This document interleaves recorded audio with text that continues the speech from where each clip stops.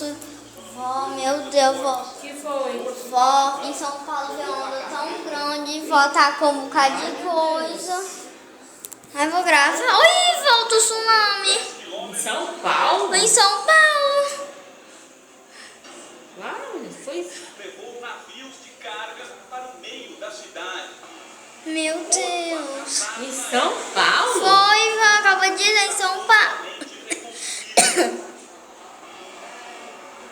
Preste atenção agora nesses dois prédios que formam um centro de convenções. A onda gigante arremessou dezenas de carros, toda essa Meu área. Deus. Dois prédios ficaram praticamente destruídos.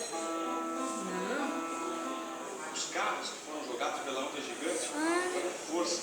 Menina, foi em 2011 isso aí. Foi não. Foi em 2011. Certo, né?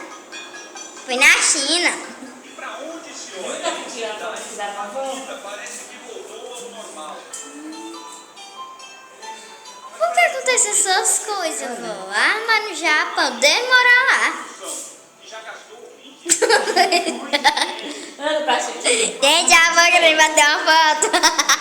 Direito. Aí depois bater uma, tá todo desarmado. Você tá gravando, né? Vai. Depois tu grava.